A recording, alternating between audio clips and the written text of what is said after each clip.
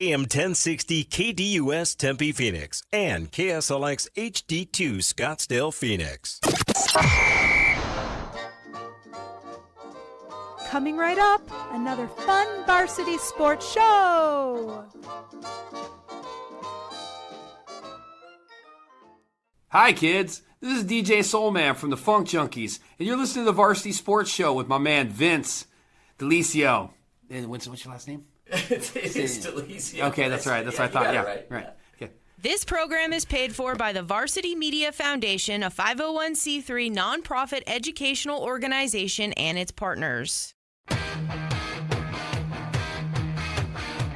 You're listening to the Varsity Sports Show, home of Arizona's youth, high school, college sports, and you, empowering education and enabling dreams right here on KDUS AM 1060 in Arizona. And now, welcome to the Varsity Sports Show.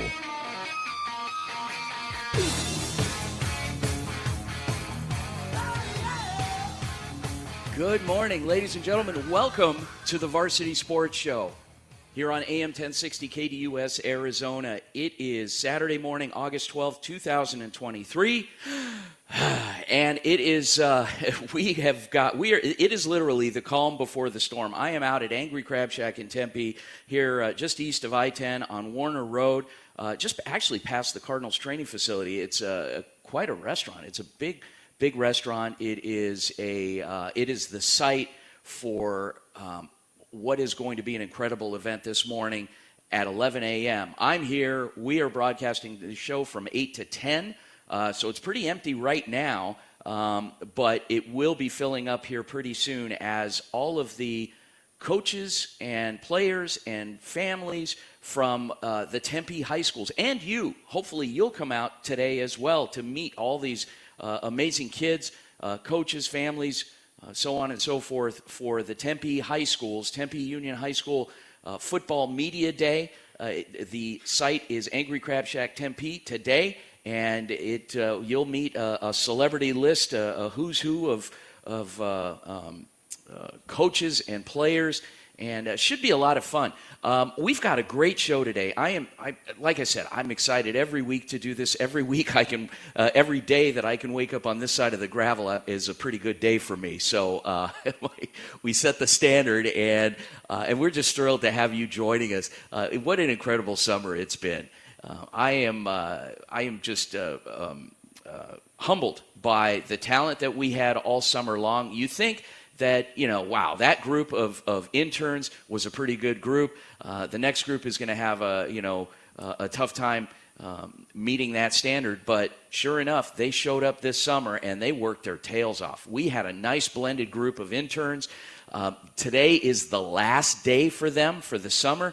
We want to send them off the right way, and they've done some great reporting this week. What they actually did is they interviewed each of the Tempe Union High School District coaches. So you're going to hear from each of them and their perspective and their interviews. And then also they've got some updates on what they're going to do. As you know, every semester we do this where they'll come on, each of our broadcast interns, and they'll talk about how was my experience this semester.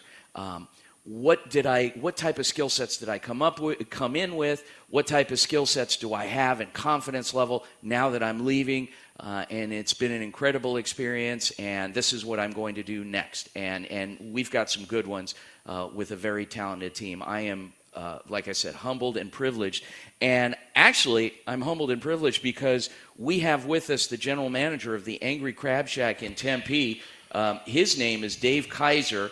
He's actually, for being a Penn State alum, he's a pretty good guy, and we're thrilled to have Dave. Dave, how are you, sir? I'm well. Dave, I got to, first of all, thank you for partnering up with us, and I know that you're not the lone decision maker in a lot of these matters, and in any successful business, you've got other folks, other minds that come together. So with the ownership group, thank you so much for making us a part of your operations and for you becoming a part of ours. Without you, there's no us, and make it awful hard to get things done. So first of all, I want to start off, I want to thank you for that. Absolutely, our pleasure.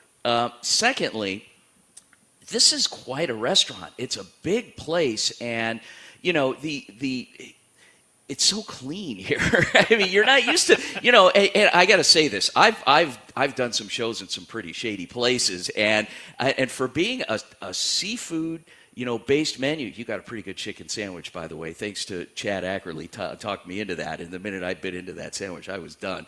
But you've got a really nice menu. But this, I mean, you strive for excellence in all that you do here. How hard is it to be a business owner these days? A restaurant owner, for that matter? Probably just as hard as anything else. Okay. But you wake up every day, you try to win and do your best. You try to, kind of like you do with your team, you inspire your team to, be a little bit better today than they were yesterday. And, end of the day, you look at it and say, that went well, or we'll try again tomorrow, right? You have okay, don't take this the wrong way, but you kind of have a gruff exterior. For people that don't know you, that approach you, you don't seem like the most approachable guy. But once you get to know you, and you have a soft spot in your heart for kids, for young people, and for great causes. And how, I mean, it's good business, obviously, but it takes a lot to constantly, when people are knocking on your door, present company included, saying, hey, we've got this going on, we got this. How do you manage to continue to do that year after year after year to support causes in the community? Well, I think you have to. I mean, the key there is community. And if we all do our part, I think in the life that everybody leads, everybody has different backgrounds and everything. You never know where somebody got that spark one time. And I think we can all point to a place in our life when we said, hey, this experience kind of pointed me in the right direction. This person pointed me in the right direction. Or, thank God for this program, whatever, being around exactly when I needed it. So I think that's a pretty cool way to go through life, and to be able to thank the world, thank God, whatever, for what you have, and be able to pass it along. Did somebody give you that chance when you were younger? I had a lot of people, especially my dad. Yeah. This is kind of this will be a recharge for me. My dad was an old high school football coach back in Pennsylvania, high school teacher and all that kind of stuff. So there's to be able to see what he did, and we had conversations later in life where the rest of the family said, well, we never saw Dad when we were kids. Yeah. And I said, I don't know what you're talking about. I said, oh, don't worry about it. We didn't see you either. You were always with Dad. You can't replace that kind of a memory. So it's pretty good stuff. And as a result of that, and that's inspiring that somebody along the way, whether it be family or other mentors, you said you had quite a few of them. Do you feel a sense of responsibility then to pass that along to others? Or because you could just be the other way and just close your door and ignore things, roll up your window when you're driving and just go about your day, and you'd be well within your right to do that too. Boy, wouldn't that be boring and not very fulfilling, right? So, and I was dwelling on a little bit, early in the morning, coming in today. Football season. I got you here early, didn't I? Yeah, that's all right. That's all right. But, with football season, we sat there and watched the Cardinals preseason game yesterday. Yeah. There's a little sense of maybe that the year should not start on January 1st, but maybe the year should start right about this time. The way football has grown in this country and all that kind of stuff, high schools are just starting. So, that football season starting. Colleges are going to be crazy at the end of this month. We'll have some college football under our belt, and of course the NFL coming in. So it's kind of a recharge the battery and start the year off right, however you want to look at it. There's people out there that say that extracurricular activities, and in particular high school sports, high school football, are not needed. It's a burden on our tax base. It's extra stuff that people don't need. It's not. You argue that, obviously, your dad being a coach, but say your dad wasn't a coach. Why are team sports good? First of all, you get to see all kids. Everybody comes together, right? They're all different. I was listening to on the radio last night. They were talking to Deion Sanders. Yeah. And he kind of said the same, and he was defending a little bit of his transition into Colorado. And they said, we have a whole bunch of different players, but all of a sudden you get them on that first day, they don't know each other. By the third day, everybody's in the cafeteria eating together, and guys that didn't know each other 3 days ago know each other now. You gain those bonds. That's so important. I think that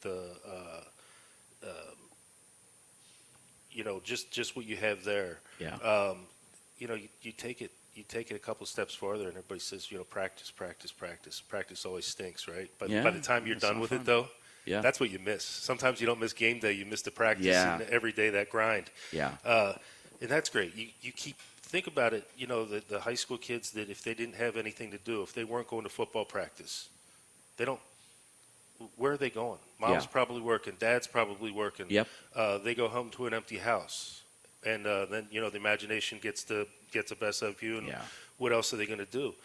So I think that the life lessons that just high school sports in general can bring to people, and that extra mentorship of maybe you have a teacher that you like, but you have a coach that's polarizing.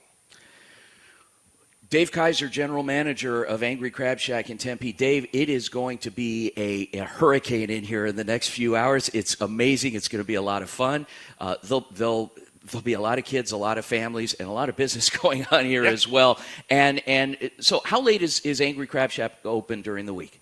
During the week, we stay up until 10 o'clock here. Okay. So those late night people that on their way home. And then 11, Friday, Saturday night. 11 o'clock. 11 o'clock. So after that football game, if you guys are down the street here in Tempe, come on out. You might meet Dave. Otherwise, he might be going home, going to sleep for having to be here early the next morning for me. But anyway, Dave Kaiser, thanks so much for allowing us in. I'm going to let you get back to work because you've got a lot of work to do, and you've got your staff coming in here shortly, and a lot of hungry people that are going to be coming in. So thanks again for joining us here in hour number one, and we'll circle back with you as the show goes on, and looking forward to continuing this partnership. Sounds good. Awesome. Guys, it's going to be an amazing show, and we started this thing off the right way. We got Dave with us, who's the GM. We've got a bunch of segments from our amazing crew. When we come back from the break, we're going to spin it a little bit and do an NAIA football preview with a couple of old friends of mine. One from Florida, Cory Thorpe, with NAIA F-ball. He is like the preeminent expert. And then from Oklahoma, Joey McWilliams from MidwestSports.net. A couple old broadcast friends of mine that follow NAIA football very closely. And a couple of previews of Arizona Christian University as well as Ottawa University, Arizona. The Spirit, couple of our own hometown teams, and then the national scene. Guys, we'll be back after the break here on the Varsity Sports Show, AM 1060. Vince here. We'll be right back.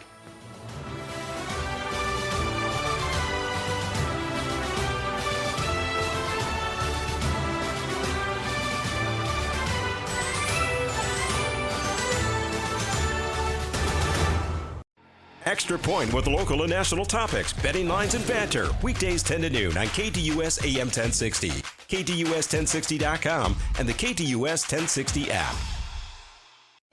My name is Kelsey Raggette, and I am so excited and proud to be a member of the Varsity Sports Show team. I am currently a senior at Texas Southern University, graduating this December with my degree in broadcast journalism. I pride myself on being detail-oriented, driven, and confident. My curious nature allows me to dive deep into every single story and report on all angles and deliver an unbiased, factual content. Join me every Saturday this summer right here on KDUS AM 1060.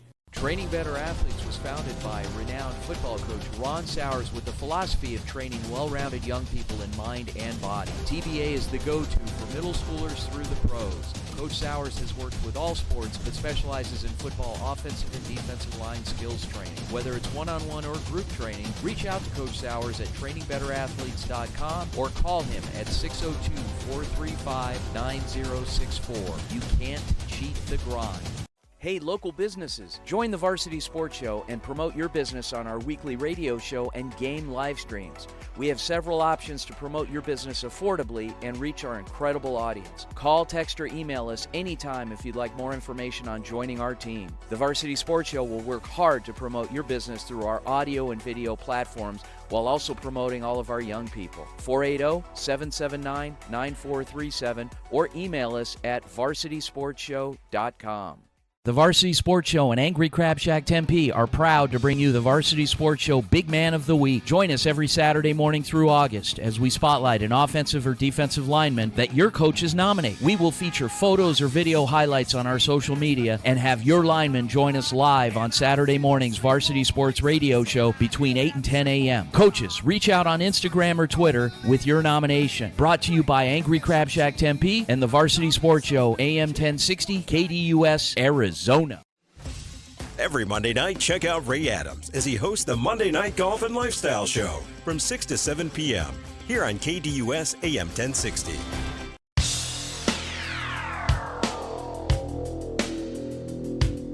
A Monday warrior, mean strike. Today's Tom Sawyer, mean pride.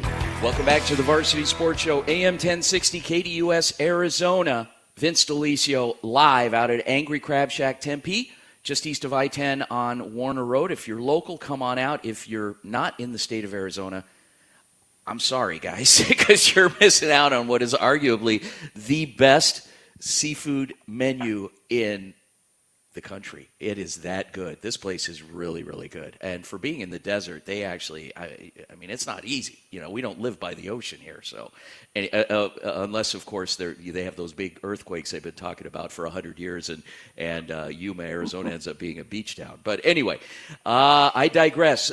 We are joined on the line. I got a couple old friends of mine that I got to know within the last few years when I was broadcasting athletics over at Ottawa University in Surprise, going back, 4 or 5 years ago. Got to know these guys on a national scale. Ottawa started football. These guys are NAIA football nuts, experts.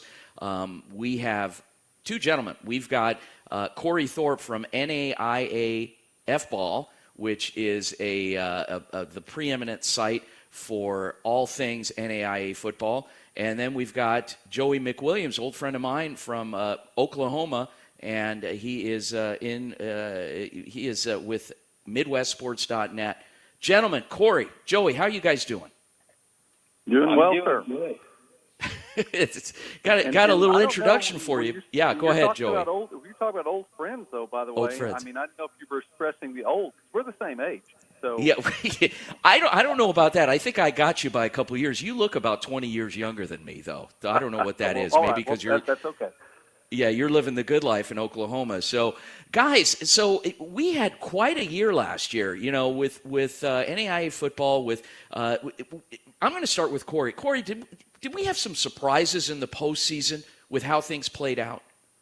Oh, absolutely. I mean, it might not have been a surprise if you followed Kaiser all year long, but to see a team with the number 12 next to their name go and get a berth in the national championship, that surprised people nationally. And there's never been a team to go to the national championship game from that 12 spot that I can think of. Wow. Joey, what about you? Anything that in particular kind of stuck out for you, whether it be in the regular season or the postseason? Well, I agree with Cory because if you're not following it, you don't recognize the fact that Kaiser played a ridiculous schedule last year, and they have some tough opponents this year prior to their conference schedule.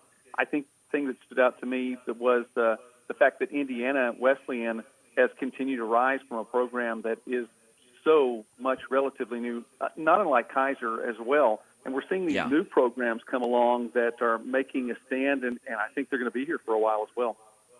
So now, just to put it in perspective, obviously we've got an audience here in Arizona that follows NAIA football with regard to Arizona Christian, the Firestorm, and Ottawa University, the Spirit. Kaiser University is Fort Lauderdale, Florida. There's a lot of good football in the southeast part of the country, not just obviously the SEC Division I, but NAIA. There's a lot of schools out there, and when you're starting a program like both of these schools in Arizona did in the last 10 years or so, how much time does it take to catch up to be on a national stage? Cory, I'll pitch it to you. You're in Florida. Go ahead.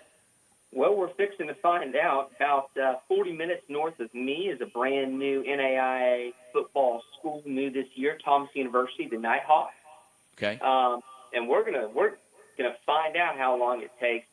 But I think that Ottawa's proved it, Kaiser's proved it, Indiana Wesleyan has proved it. If you put in the recruiting and you have the buy-in from your administration, you can be at the highest level of this league in 4 to 5 years. What I want to do is I want to save your predictions for postseason for the end of this conversation. And I'd like to shift focus to talk about our local teams here in the metropolitan Phoenix area, Arizona Christian and Ottawa. Let's start with Ottawa, because that one seems like, it's the same conference, the Sooner Athletic Conference that they're playing in. We know the teams top to bottom pretty well. Joey, I'd like to start with you, because you actually have a fondness for the Sooner Conference, living right in the middle of a couple of the schools, not too far from you, and the fact that you also had a chance recently to get to know and visit with Ottawa coach Mike Nesbitt when he was out that way. Tell us about the Sooner in terms of top to bottom and how competitive a league on a national stage it is. You know what? It doesn't have the national name, I believe, as of yet, from a football perspective, and that's an interesting take too, because overall, the conference has been a historically dominant conference in so many other sports, but it just started sponsoring football within the past 4 years. And so its first 40 years of existence, the Sooner Athletic Conference wasn't known for football, but you bring in schools like Ottawa, like Arizona Christian, who, by the way, is moving to the Frontier Conference, and I'll give you a chance to talk about that in a moment. But Coach Nesbitt recognizes this team as being something that he sees some similarities. I mean, for the Sooner Athletic as a whole, it's been a one-bid league, one team getting to the playoffs. Now, the playoffs are expanding this season, but it still could be looking at that. And so for Coach Nesbitt, he looks around, and I've talked with him about the fact that he better have some rosters printed for the folks who are coming to watch the games, because they're going to be calling a whole lot different names. And he's seeing a younger team that's coming up that reminds him of the 2019 team that was so good. And it was made up of a number of players who had to step up and say, okay, it's my turn now. I have to do something. Ottawa had a quarterback, as you remember, named Austin McCullough. That guy was here forever. I mean, he started the program, and I was going to, try to get a hold of him, see if he had any eligibility left. But they'll probably end up putting a statue in front of the school of him, because he'd been such a. I mean, he put them on the map. The heir apparent has some big shoes to fill. But you're looking at an Ottawa team that an OUAZ team that finished 7-2 last year. Yes, that's all well and good. They get into the playoffs, but they never get the respect and get the high seed, and they will typically get bounced in the first round. What's it going to take to put them over the hump and maybe get a middle to a little higher seed? Well, I think two things. One, you're going to have to win one playoff game, period. I mean, just have to. And it was a tough opportunity last year trying to pick up that playoff, or actually, and even with Arizona Christian getting that bid even last year. But the other issue is that it's such a tough, top-heavy conference. I mean, the schools at the top, the programs at the top are strong. The ones that are kind of near the bottom are near the bottom. And there's a little bit of cannibalism conference-wise goes on. I almost think you have to go unscathed to the conference to get that national attention. Cory, I want to ask you, because I don't know anything about the Frontier Conference, and this is where, Arizona Christian made the transition. They're going to be doing some traveling now into cooler climates north of us. What do you know about the Frontier Conference where Arizona Christian will be playing this season? You're going to go from stylistically more of a Big 12 style to make your parallel to FBS football. You're going from the Big 12 to the Big 10. Okay. The Frontier is full of teams that have some big old corn-fed boys. They like to run the football, and they like to grind you on defense. It is going to be a huge stylistic change. That's one of the things I'm excited about this year. What happens first? Does Arizona Christian adapt to the Frontier style, or does the Frontier adopt a little bit more Arizona style? Yeah, because those teams will have to travel to the desert, and that's new for them. That's going to be a bit of a temperature change. Imagine doing that in late October, coming from Helena, Montana, and making it all the way down to the desert. Man, you talk about 40 degrees change. Yeah. The top team in 2022 in Frontier, I'm looking at here, I see was College of Idaho, which a couple of years back, OUAZ met them in the first round of the playoffs. And top to bottom, you've got some pretty good schools in there. Carroll College, Montana Tech, Montana Western, Rocky Mountain College, Southern Oregon, Eastern Oregon, MSU, Northern. Any surprises this season, you think? Or is it going to be the typical suspects that are going to end up at the top and the usual ones at the bottom? I'm actually looking at Montana Tech as a team that really could surprise in the Frontier. They're bringing back most of their offense and most of their defense. Their quarterback is coming back. Was a 53% passer last year, bringing back an 800-yard running back, a 700-yard wide receiver. They're deep all across their defense, and they had the 11th ranked defense by SP Plus last year in a league that is where defense is their calling card.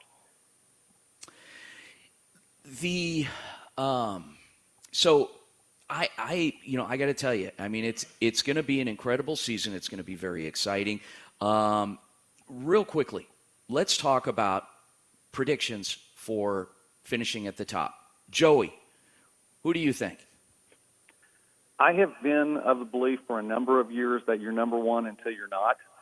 And so from that statement, then you have to look at Northwestern Red Raiders from Orange City, Iowa, and see who they bring back. Among those, Jalen Gramstead, who had every right to be recognized as a player of the year, not to take away from Joe Dolanchek at all, but his performance last season was just fantastic, and he is the epitome of a dual-threat quarterback who comes over from playing defense a couple of years before. So you bring him back and the defense they have, I think you have to start with Northwestern at the top until otherwise noted.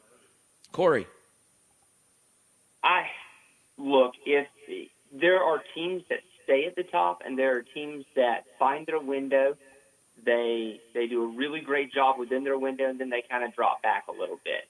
Northwestern has proven themselves as a team that year in, year out is going to be able to, no matter who's at quarterback, no matter who's at middle linebacker, they're going to be in that top 5 spot.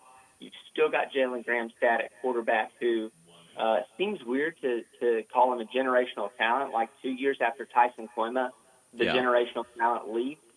I'm taking Northwestern. Wow. There's just too much coming back. You're returning most of that offense off the national championship winning team, along with the 4th-ranked defense in the country. Majority of that is coming back. Yeah. So you guys know that I had an affinity for Grandview out of Iowa because I have a good friend on the staff. He's a former Scottsdale Community College alum, home of the Artichokes, where I went to school. And so Sean Johnson, shout out to you. Great program. I don't know. I'm hoping one of our hometown teams makes a splash this year. OUAZ, Arizona, or Arizona Christian. Who knows? We'll see. Joey McWilliams, MidwestSports.net, Cory Thorpe, NAIA, F-Ball, the preeminent experts. I am excited. You guys going to let me vote in the polls again this season? Oh, heck yeah. Okay.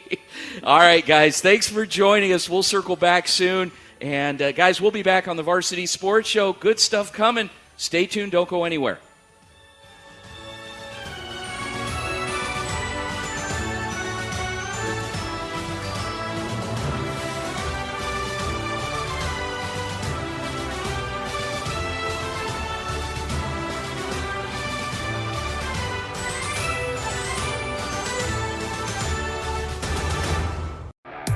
Check out KDUS AM 1060 on 100.7 KSLX HD2.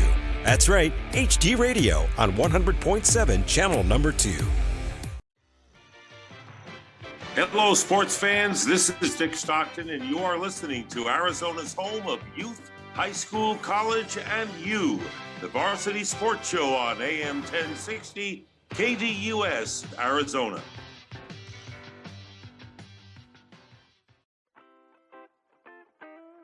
The Angry Crab Shack in Tempe, with an experience so good it remains indescribable, with something for every seafood lover. Try one of their amazing custom seafood boils, sandwiches, appetizers, and salads. Angry Crab Shack Tempe is located east of I-10 on Warner Road, 480-674-3847. The Angry Crab Shack in Tempe. Come ready to eat.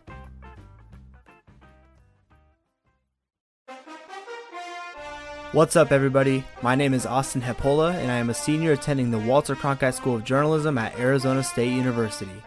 This summer, you will get a hands-on experience from me right here on Varsity Sports Show. My goal is to showcase the amazing sports communities scattered throughout the entire valley. As an Arizona native myself, I plan to give these communities the proper light they deserve. I look forward to delivering the most authentic and genuine stories for you all these next few months. Until next time, take it easy. HD Radio is here for KDUS AM 1060. Check out your favorite shows and games on 100.7 KSLX HD2.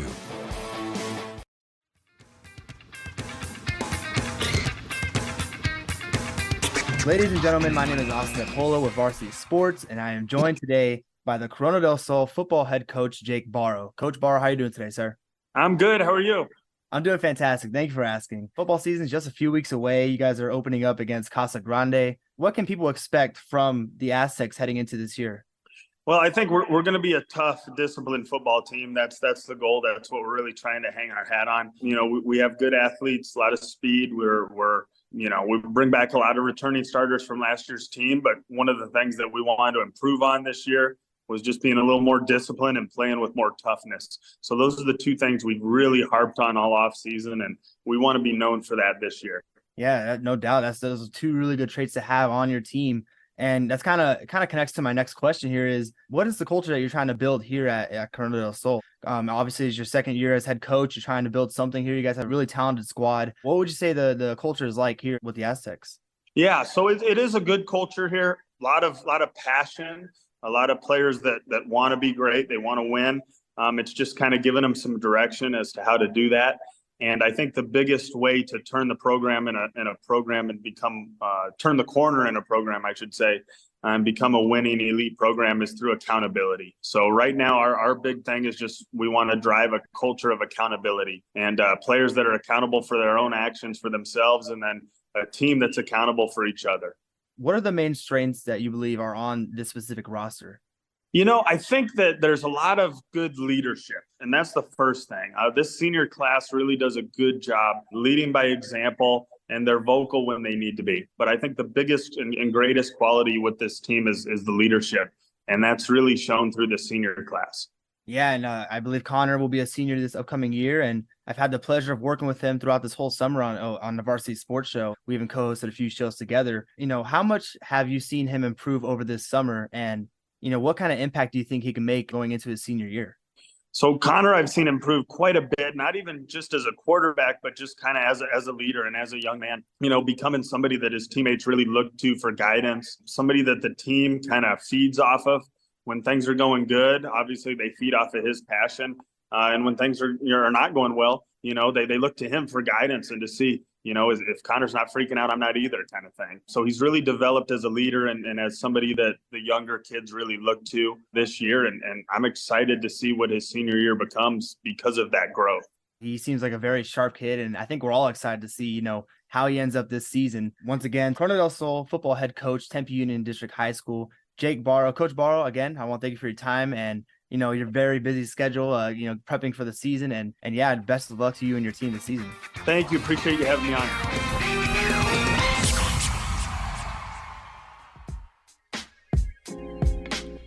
Ladies and gentlemen, my name is Austin Hepola, and I am a senior at the Walter Cronkite School of Mass Communication and Journalism at Arizona State University. Just a few months back, I joined the Varsity Sports Show as a summer intern with little to no experience in radio. As we approach the end of summer, my time unfortunately is coming to an end with this wonderful program, for now at least. Over the course of this summer, I've gained an incredible amount of knowledge on what the world of sports radio is like. I had a great feeling when I first joined Varsity Sports because I knew that I would have an opportunity to not only show what I'm capable of, but also learn new aspects of sports media as well. I was able to host a radio show on multiple occasions, which has always been a dream of mine. On top of that, I was allowed to expand on my skill set that I have built at Cronkite in multiple ways, including finding in-depth stories around our local communities, producing and editing radio content, and interviewing various coaches and athletes. Coming up in just a few months, I'm graduating from the Walter Cronkite School at ASU and plan on making my name as a sports reporter, content creator, and everything in between. You can currently follow me on Twitter, or X depending on what you view it as, at Austin Hepola to keep up on my career in the sports media world, or if you just want to chat about sports in your downtime. Before I sign off, I want to thank a few people that made my internship experience an incredible one. First, I want to thank Vince D'Alicio for giving me this incredible opportunity. Vince allowed me to flourish as a content creator and even trusted me enough to host his radio show, which I will forever be grateful for as it gave me much needed experience in that field. I also want to thank my amazing Varsity Sports Summer Team members, Kenji Ito, Connor Ackerley, Brendan Sodell, Brooke Earley, and Kelsey Raggette for their support and insight all summer. I wish you all the best of luck in your respective futures. Finally, I want to thank all of you for listening and giving me a platform to showcase my abilities to the world. I hope you guys enjoyed my work these last few months as I really put in a ton of effort in creating interesting and relevant stories. I would bid farewell, but something tells me this won't be a final goodbye. So until next time, this is Austin Hepola with Varsity Sports. Take it easy. Welcome back to the Varsity Sports Show, AM 1060 KDUS. Austin Hepola, he was not past tense, he's present tense. He's a very talented journalist. I met Austin last year.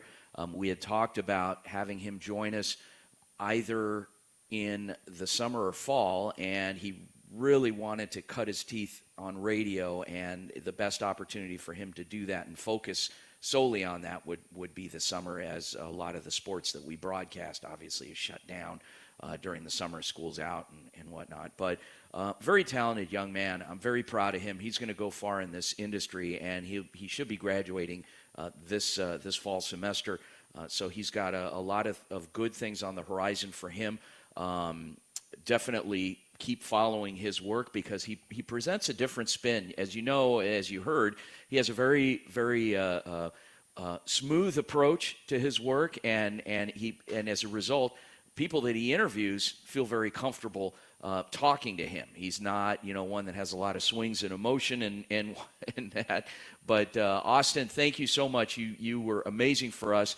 Our next journalist that is giving us a farewell is Brooke Earley. And Brooke, one thing that we've been able to do down at the University of Arizona, we've got an internship down there, and we've had a couple of student athletes in the athletic department at U of A that are journalism students that have come on, and Mary Grace Armistead was last semester. She was on the tennis team at U of A, and this summer, we had a diver, Brooke Earley, and just an amazing young talent. Really worked hard, really grinded, and throughout the summer put out quality work. And her perspective is that she brought on other athletes, and that's not something that you see because athletes are kind of, they can be kind of in a bubble because of the work demands placed on them, not only academically but athletically. They're held to a pretty strict regimen. And no matter the sport, it doesn't matter. If a school is paying you to play a sport, you are constantly busy. And she was able to bring on different athletes, tennis, swimming, diving, and softball. And I mean, she was just amazing, soccer. So, Brooke, thank you so much for your work. And I look forward to circling back with you. We always have a door open for any of our interns to come back. And Brooke is one of those that I'm just so excited to have her as a contact and just such a nice person. Go ahead, Cory.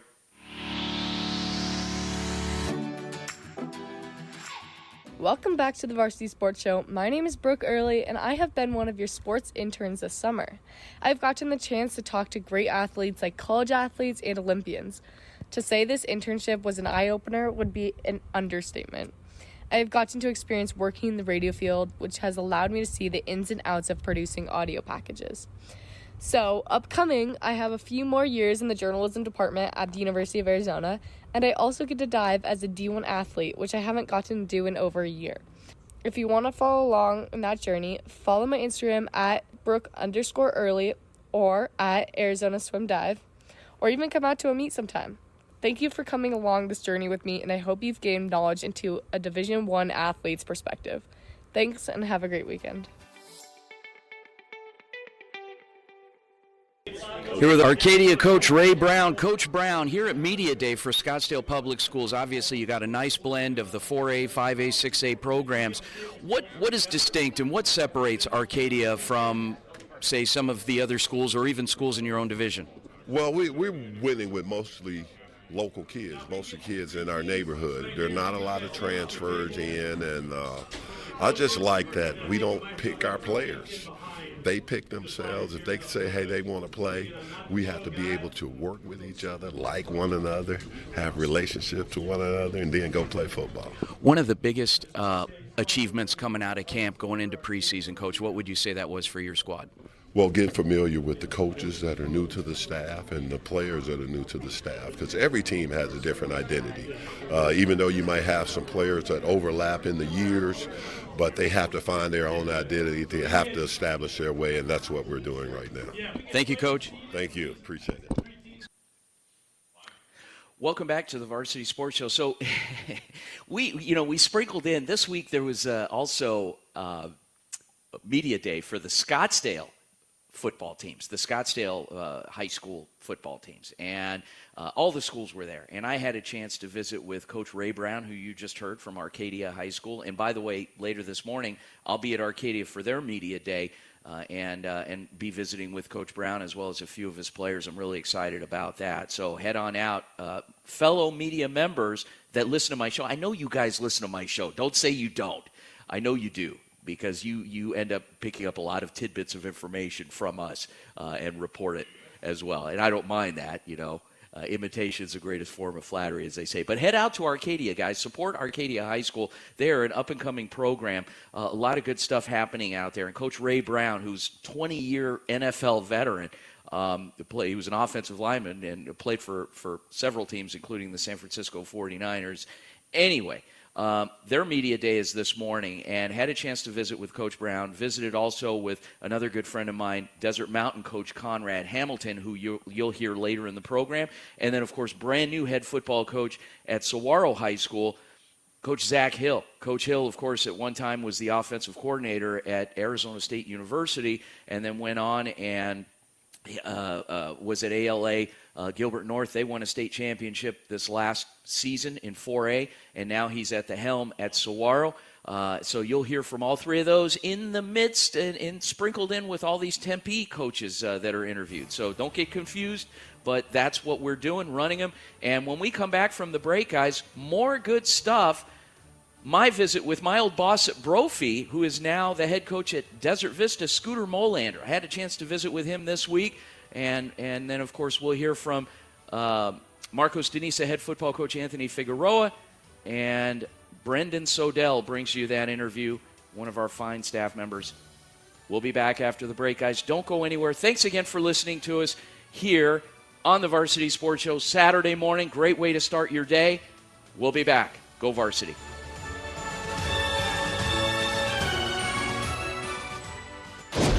Ready to bring KDUS AM 1060 into your home with Alexa? Hi, I'm Alexa. Download the KDUS AM 1060 skill and enable. Then say, Alexa, open KDUS AM 1060. This is where I start my day.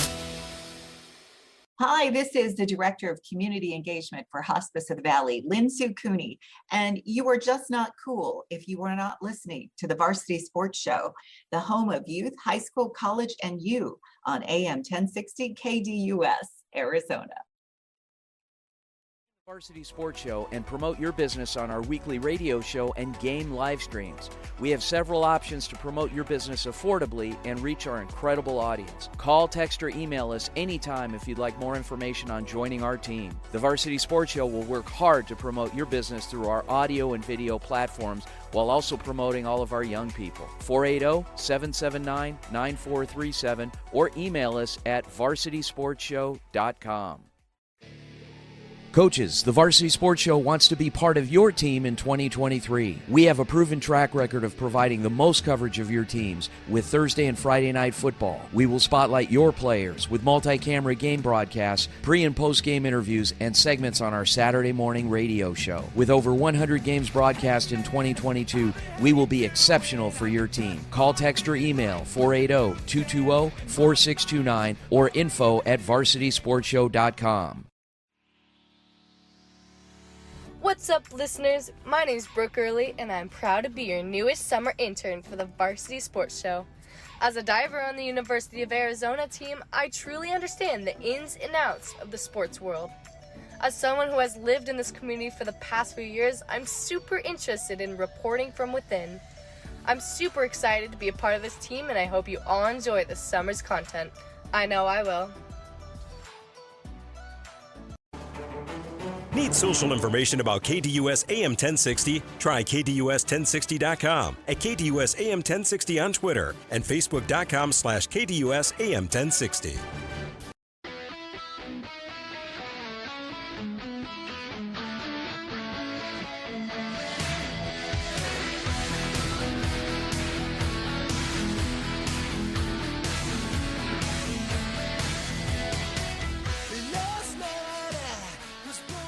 Okay, this gentleman really needs no introduction. He is arguably the dean of coaches in the state of Arizona for what he's done in his prior stops, and we'll get some information on that and his insight. His name is Scooter Molander, and Coach Molander, of course, as you know, was synonymous with Brophy College Prep, winning a couple of state championships there, taking his talents to a brand new school, winning a title there, and now going somewhere else and coming full circle, and we'll talk about that as well. So let's introduce him, Scooter Molander. Coach Molander, how are you, sir? I'm doing great, Vince. Thanks for having me. I'm honored that you were able to take some time today, right in the heat of preseason here, to join us in honor of the Tempe Schools Media Day this morning and the Varsity Sports Show. So, Coach, let's talk a little bit about your stops, your previous stops, before we focus solely on where you are right now. So getting into the situation at Brophy, you had stepped into a situation where you were an assistant briefly, you worked with a veteran group, and you raised the bar on the program there and won a couple state titles. What was that process like for you? Well, it was the first time I'd been a head football coach, and we had a lot of support in that Jeff Kieran, previous head coach, had done a great job of building the protocols and getting it to more like a college type atmosphere and worked for, and really taught me a lot about coaching. And so there was a lot of support that allowed for that. You had then, fast forward a couple of years, more than just a couple of years, had an opportunity to build something from scratch. I can't even imagine what, your hands were on every part of that program because it was a brand new program. There was no roadmap. You essentially created your own map for that program, and the pinnacle of it was a state championship. And talk about Eastmark and that situation. Well, very rarely do you get the opportunity to start a program, and I was good friends with Travis Sherman, the current Queen Creek head football coach, and he had told me about it, and I have tremendous respect for him. And so it was a unique situation. And anyway, it certainly took us a while, but once the culture was established, the way we do things and operate, it allowed for some success. Coach, final question for you. And looking at your schedule for this season. You've got 5 Freedom games stacked in the first half of the season, and then you get right into region play. This schedule is no slouch. This arguably has to be among the toughest in the state, and I know that you've never been one to necessarily circle one particular game on the schedule as you just take them game by game. But how are you feeling going into that first week, getting ready for a school like Perry? Or I guess you could say a school like blank, because every week you're going to have to do this on this schedule. Right. Well, Perry, they had a good season last year, and we know that we're going to be facing a quality program and better be ready to play, that's for sure. And that's what we're focused on. Right now it's that first game. There's no point in looking too far ahead, because every game is critically important. And so there are a lot of great opponents on that schedule. And, it's been a while since, when I say we, there's some have joined us over at Desert Vista, and then we've done a pretty good job of meshing and melding guys that had been on previous staffs at Desert Vista, and everybody's embraced the culture, not just the players, but I really appreciate the coaches as well. So, it's, not going to be, you really just have to week by week. The good news is we have the 2 week, we're a year-round school, so we have a 2 week fall break, which helps a lot in terms of our ability to really delve into a game plan in further depth with our players. So it's a very good situation. All right, there you have it. Brand new head football coach at Desert Vista High School, Tempe Union High School District, who has been around, won more than just a couple of state championships in his prior stops, most recently at Eastmark. Coach Molander, thanks again for joining us. Good luck this season. Thank you, Vince, very much.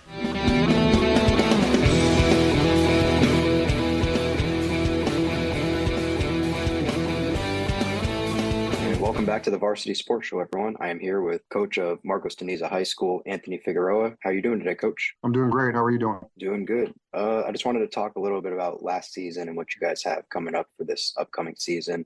So last year in 2022, obviously you guys had a great year, went 9-2 overall, but didn't get to your goal of the state championship. Could you kind of summarize that season a little bit, and then kind of go into what kind of went on in those playoffs? I'll start from the playoff game. I don't want anything to take away from the season that we had. Obviously, it didn't end the way that we wanted to, and at the end of the day, there's really only one team that's going to be happy, right? Yeah. So, we can dwell on that, or we can look at all of the positive things that happened, in that season. So I choose to look at that experience as just a wonderful experience with a bunch of guys that really wanted it and did everything in their power to make sure that we were taking care of business, in the classroom and on the field, and relationships with each other. And that group, they started something here. That was my third year, and in most cases, the third year is that year that really kind of tells anybody about the head coach in that program, because more often than not, that's that coach's group at that point. And so they did a wonderful job of building relationships, representing this program the right way on and off the field, and it spoke volumes, by the way that they were able to perform throughout the season. And we hadn't had a season like that in at least 8 or 9 years, and can be anything but proud of what we were able to accomplish last year. And you guys are obviously really close to the upcoming season, less than a month away. How has the training camp been going, and what have you guys been doing to prepare for this upcoming year and hopefully get back to where you were last year? We had a great off season. It doesn't end with us. We have a lot of our guys, I'd say about 80% of our guys run track. And so those guys were doing everything in their power to make sure that they were prepared for this upcoming season. So it started then, led into the spring season and with spring ball, great numbers, great attendance. And obviously went into summer, and same thing. Guys were reliable. They worked really, really hard. To speak on your previous question, they had a nasty taste in their mouth. The juniors did, that Monday after our loss on that Friday in the playoffs, the juniors we worked out in the morning, and I was going to give them about a couple weeks of a break. And they said no. And they wanted to lift on that Monday. And so we initially started the 2023 season that Monday following that playoff loss. And so these guys have been grinding. They worked really hard all summer. We had a great camp up at Camp Shadow Pines, fostering relationships because, when there's a lot of highs and lows in football, so we have to really lean on our relationships with one another to get us through because it's a grind. So they did a really good job of forming relationships and obviously we're going to get it with them on the X's and the O's, but can't be any more prouder of the way that they've worked throughout this offseason. Now it's a little bit more complicated, a little bit more distractions, obviously, when school starts. But for the most part, the main distraction has been this heat, it's rough. Kind of dancing around the sun right now and finding ways to get that work in. And obviously now I'm getting in full pads. So we're ready to go. We have a scrimmage next Wednesday and we'll see. We can't do anything. Time tells on a lot of different things, Yeah. So we can just put that work in and feel confident about the work that we put in and just go from there. Gotcha. And then one final question for me. Besides the state championship, obviously, do you have any goals set for this upcoming season? Then you have any shout outs you want to give, like any group of players, any specific players that have been working hard over the summer? You think we'll have a big season upcoming? We have several goals. We're definitely a goal-oriented group. Short-term and long-term goals. The long-term goal is to get to Sun Devil Stadium and represent our school. Another long-term goal would be a region championship. We were able to secure a region championship last year, and so we're in a different region this year with a lot of very, very tough teams. So that'll speak volumes of our preparation if we were able to come out of that with the region championship. So a region championship, but at the end of the day, going 1-0 each week, putting ourselves in a position to make the playoffs. And the ultimate goal is graduation, is getting these guys to graduate. Of course, looking down the road for them. And a big thank you to Coach Figueroa for his time this morning and allowing us to interview him on his upcoming football season with Marcos de Niza High School. The team went 9-1 in last year's regular season and are now looking to go even further in the playoffs. This has been Brendan Sodell, and go Varsity.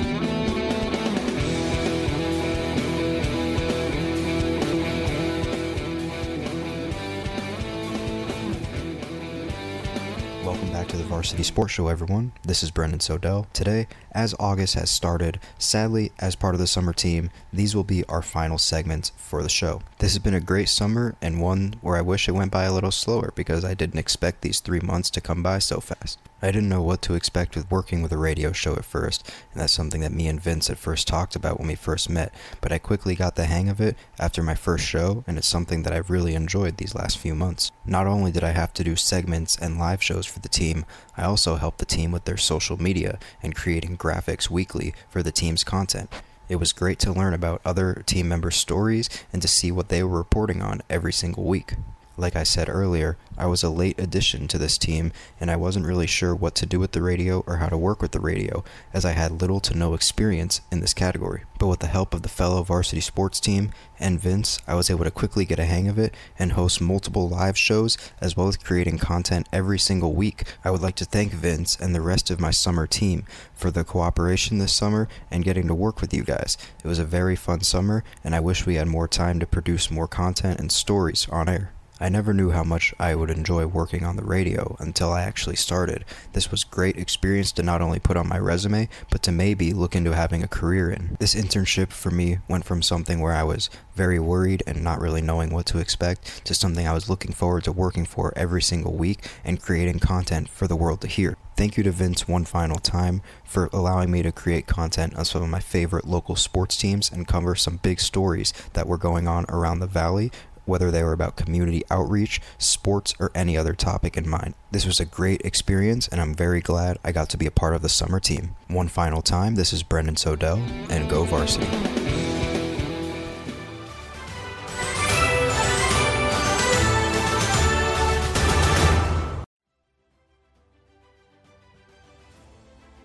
Thank you for listening to the Varsity Sports Show, where our mission is to empower education and enable dreams, creating an unmatched platform to showcase talent both in front of and behind the microphone in radio, television, podcast, and live streaming. The Varsity Sports Show, still your home for youth, high school, college, and you in Arizona and beyond. Broadcasting from the Superbook Sports Studios, KDUS AM 1060 Tempe, Phoenix, and KSLX HD2 Scottsdale, Phoenix. The Angry Crab Shack in Tempe, with an experience so good it remains indescribable, with something for every seafood lover. Try one of their amazing custom seafood boils, sandwiches, appetizers, and salads. Angry Crab Shack Tempe is located east of I-10 on Warner Road, 480-674-3847. The Angry Crab Shack in Tempe. Come ready to eat. In 2019, the JV Sports Show podcast began with the idea of spotlighting young people in our community. In time, that podcast evolved into radio, television, and live stream, and through that evolution, new ideas have enhanced delivery, giving a stage to students both in front of and behind the microphone in Arizona and beyond. Thank you for supporting the Varsity Sports Show, now the Varsity Media Foundation, a 501c3 educational organization. The Varsity Sports Show is once again proud to partner with Grand Canyon University Club Sports in 2023 and 24. Join us in our coverage of GCU Club Sports on Saturday's Varsity Sports Show and the rest of the week. We'll cover hockey, soccer, baseball, rugby, lacrosse, and more. The Lopes are back on the Varsity Sports Show.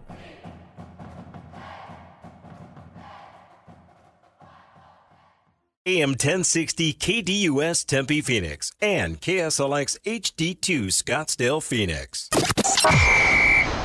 This program is paid for by the Varsity Media Foundation, a 501c3 nonprofit educational organization, and its partners.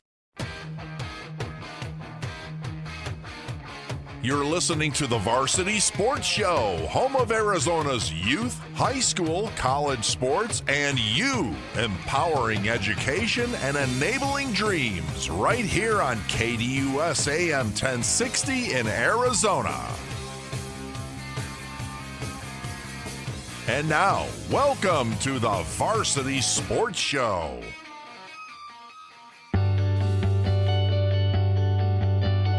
Thank you for joining me, Coach Fell. Welcome to the Varsity Sports Show. How are you doing today? Great. How you doing? Pretty well. It's a pretty day today, so it's pretty good outside. Good deal. Awesome. So you have a great winning record as a head coach. How did you get started into coaching?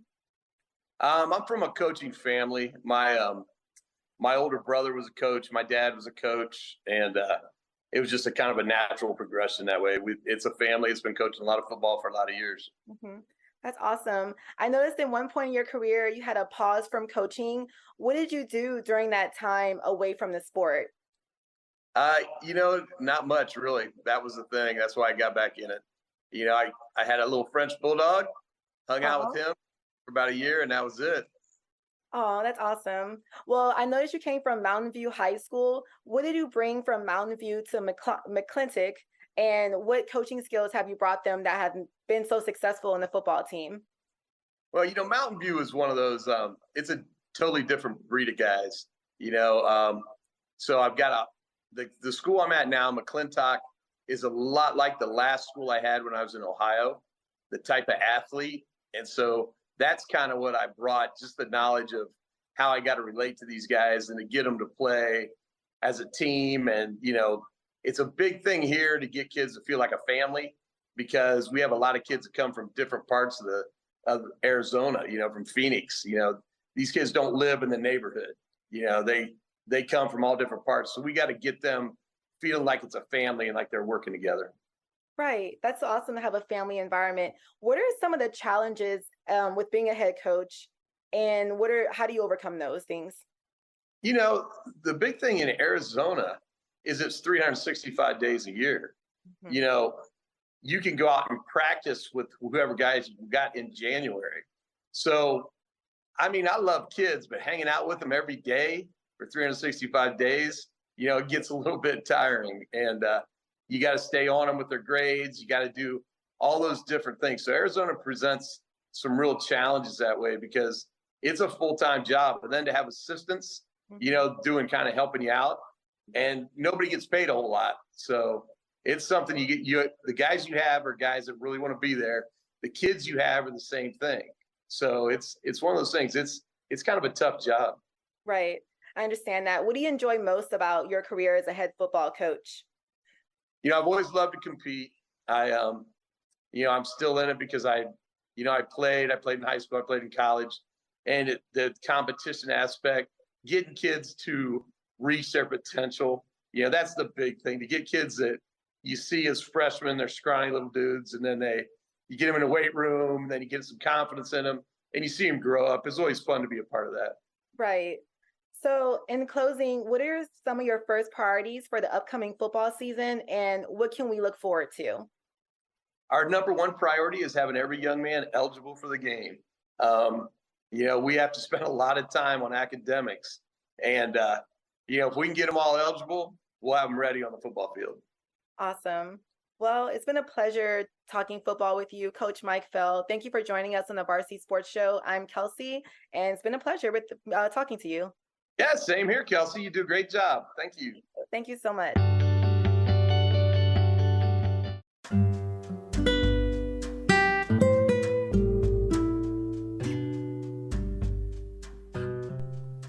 Hi, everyone. This is Kelsey Raggette, currently a senior at Texas Southern University. This summer, I had the opportunity and pleasure to work with the Varsity Sports Show. I have learned so much on my journey working in radio this summer. This internship forced me to face my fears and stretch me out of my comfort zone. Thank you so much for listening to me over the past few months on everything I have to say, from sports to local events going on within the community. I'm so thankful to have been a voice for others. It's been a joy bringing Houston content to Arizona and beyond. This opportunity has exceeded my expectations, and I'll never forget this amazing experience. I want to give a special thank you to Vince for believing in me and allowing me to co-host his show and be a part of this excellent network. Vince has given me valuable advice and tips for being the best journalist. Vince is very supportive and was always available for any questions or advice. I'm very thankful to have a successful, positive mentor in Vince who inspires me and helps young professionals chase their dreams.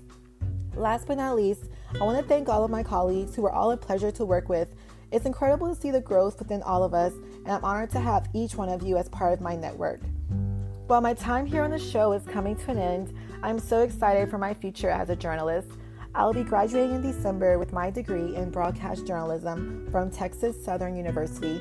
During my final semester, I'll be working with ESPN 97.5 here in Houston and continue to learn and better my skill set as a journalist. Upon graduation, I will pursue my master's degree in mass communication at Louisiana State University. This is not a goodbye, but a see you later. I am looking forward to where my career will take me, and my journey here on the Varsity Sports Show has contributed to my success immensely. It's been a pleasure bringing you content every week over the summer. Once again, thank you to everyone who has contributed to my success, and this is only the beginning for me. Go Varsity!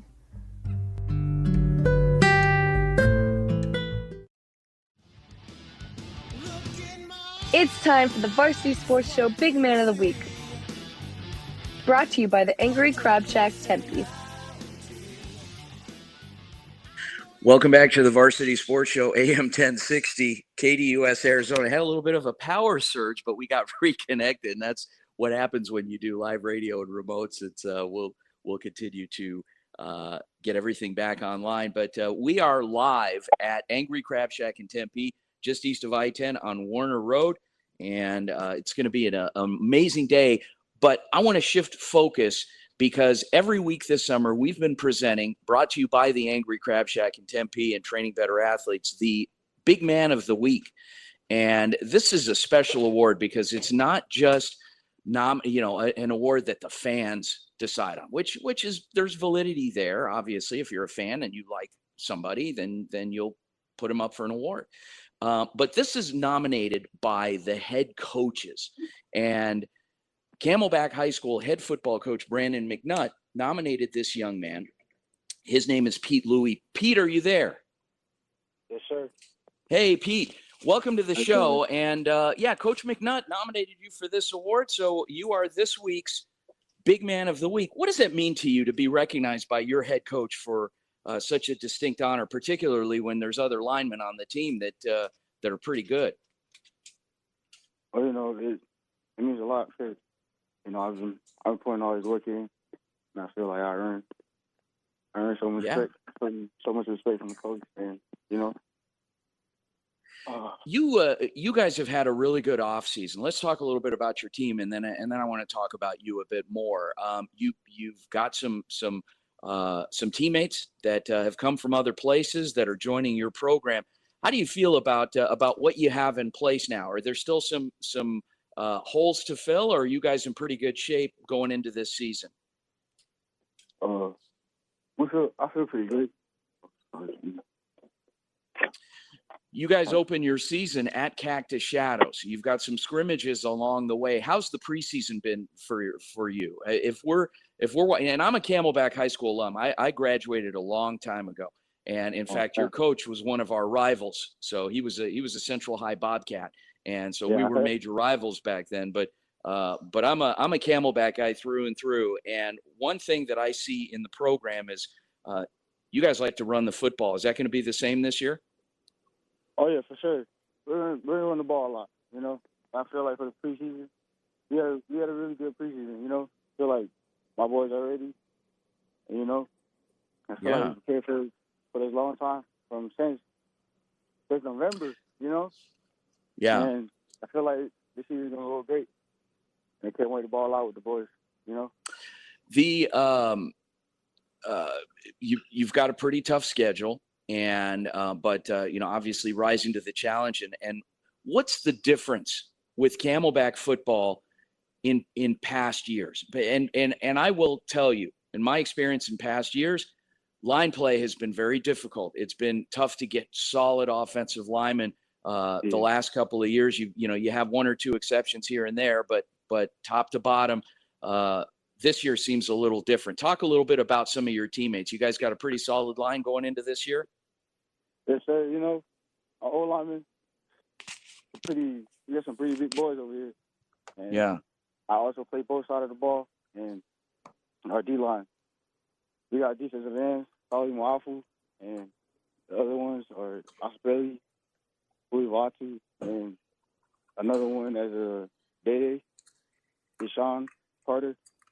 We got some big old players over here, you know. What are your plans after the season? You're a senior this year in terms of plans for college? What do you want to do? I'm hoping to get a couple scholarships, some D1 scholarships, so I can improve to the next level, you know. And I want to prove myself that I can work to the next level. So those are my plans. I want to go play the next level and compete over there. Okay. Sounds good. Pete Louie, Camelback High School, is this week's Big Man of the Week, sponsored by the Angry Crab Shack in Tempe and Training Better Athletes. Pete, will be in touch. Good luck to you, and good luck to the Spartans. Go Spartans. Thank you, sir. Go Spartans. All right. That's my alum right there, Camelback High School. So great job. Thanks so much, Coach Brandon McNutt, for nominating Pete. They're going to be a real formidable team this year. They've got some things coming in, some things happening over there that the rest of the Phoenix Union schools had better take notice. And it's about time. It's been a long time coming. And Coach McNutt, who was this is his second go around as the head coach. He was a head coach a few years back, had a string there, and then took care of.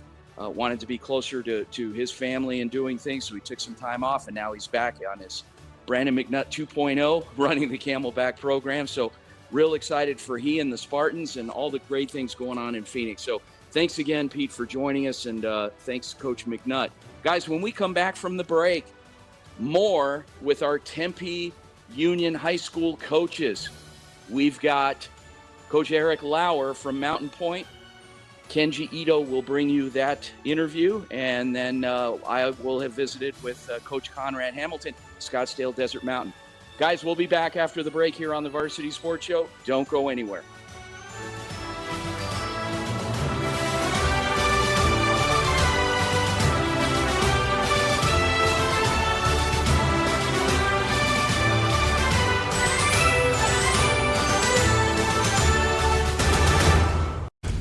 Your caddy, Ray Adams, takes you beyond the 18th hole on Saturday mornings with Great American Golf from 6 to 7 a.m. on KDUS AM 1060.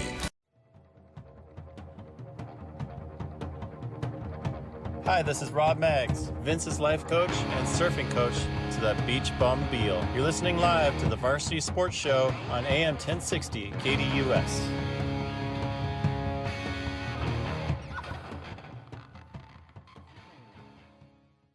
Varsity Sports Show and Angry Crab Shack Tempe are proud to bring you the Varsity Sports Show Big Man of the Week. Join us every Saturday morning through August as we spotlight an offensive or defensive lineman that your coaches nominate. We will feature photos or video highlights on our social media and have your lineman join us live on Saturday morning's Varsity Sports Radio Show between 8 and 10 a.m. Coaches, reach out on Instagram or Twitter with your nomination. Brought to you by Angry Crab Shack Tempe and the Varsity Sports Show AM 1060 KDUS Arizona.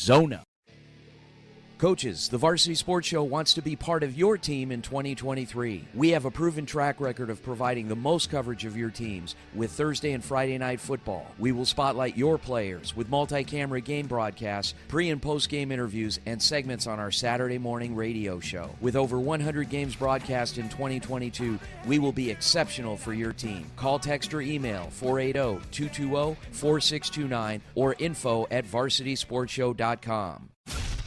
Tune in weekdays to the Sports Zone with Bob Kemp from 9 to 10 a.m. on KDUS AM 1060, KDUS1060.com, and with the KDUS 1060 app.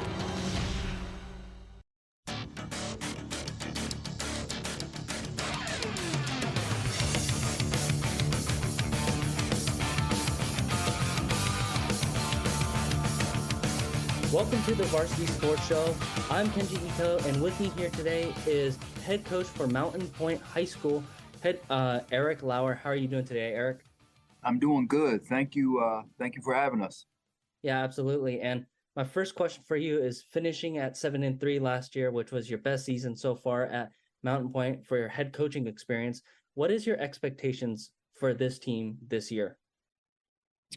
I think overall they continue to grow. We're moving towards year 4, and I feel like we've had our feet on the ground long enough to get the kids to understand expectations, take hold of the work, and embrace the chase as we talk about a little bit more, our surroundings and the hard stuff. So it's going to be interesting. We're excited. There is some expectations out there, and it's cool that we can chase after those. So. We're excited for ability to possibly go a little further in the playoffs. That would be great. Yeah, and my second question for you is, after coaching running back Christian Clark, who recently committed to Texas University, the Longhorns, who are some of your key players for this upcoming season that people should look out for? Yeah, well, we also have another running back, Randall Parker, that'll be back again this year. I think he'll be a much better runner this year. He's gotten a lot stronger in the offseason. Caleb Jones has been starting for us on the O-line since he was a freshman. He'll be a junior this year. We're expecting big things from him. Rylan Dillard, from a transfer student that's here, really explosive kid. Plays offense and defense. We expect some big stuff from Mr. Allen this year. So Javier Jones is playing some receiver in DB2. He's been in the program for a while. JoJo Washington. I probably could name a bunch of guys, actually. And we did get a few transfers in that I think they're going to contribute. So I think on every level, we have a linebacker, Jalen Coulter, that's a stud and has been embracing the program wholeheartedly. He's another one that's a young student athlete, but he is going to be a solid dude. So, yeah, we're excited. Yeah, absolutely. And those are a lot of players you mentioned. But, my next question is, you have a slogan called "Embrace the Change." And I would like to ask, what does it exactly mean? Yeah, embrace the chase. Like lions, they got to wake up and chase after that meal, or they're not going to eat. For us, Friday nights, The goal is that we come out victorious, and everybody gets an opportunity to eat. Embrace the chase in the classroom, in the hallways, the way you conduct yourself. Embrace the hard. Get used to being uncomfortable. And the more you can do that, the more a lot of times you can end up on top, right? In life, in the academic world, and in sport. So Embrace the Chase has been pretty much our new slogan that we use. Don't expect it to be easy. Expect it to be hard, and wake up every day and get to chasing. Yeah, and my last question for you is that your team this year has to face tough teams like Corona del Sol and Brophy. So what should fans expect from those games, and what is your kind of coaching philosophy when it comes to coaching, facing these tougher teams? Yeah, we talk about our mentality being fast, physical, and focused, and we'll try to carry that into every game. I think we have a bunch of games that are going to be, can be very difficult for us, but we feel like if we can stick together and pay attention to detail, that hopefully we're in all those games. But yeah, we have a pretty challenging schedule. You do get rewarded those kind of schedules after having a decent season. So we embrace that and know what that brings. And we're excited for what's to come. Yeah, and I would like to say thank you so much for your time, Coach. Oh, you're welcome. Thanks for having us. Have a great evening. My name is Kenji Ito, and I am a senior at the Walter Cronkite School of Journalism and Mass Communication at ASU.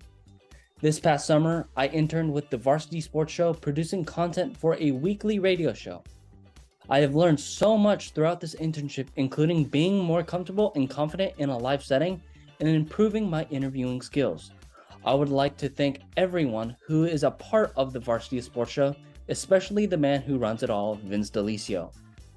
In the upcoming fall of 2023, I will begin my final semester at ASU and be a part of the Phoenix Sports Bureau as a broadcast reporter providing sports news to the community. After I graduate with my bachelor's degree in sports journalism, I am open to working for a station as a broadcast reporter or work for a team as I continue to pursue my dream of becoming an anchor. I will always use the skills Vince and the Varsity Sports Show has taught me, and for one final time, I'm Kenji Ito, and go Varsity.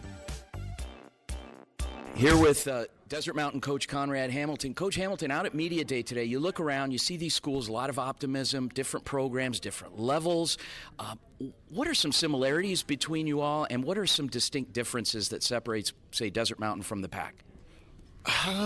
Good question. I think, the introduction was, he told me that I was the longest tenured head coach in the room. So, I'm going on my 5th year, so that, could maybe add to some opportunities for us, whatever. I think continuity is big, and I think, having continuity with your head coach and your staff, and the kids have kind of bought into our culture, and they're starting to relish within the expectations. They understand the process with it.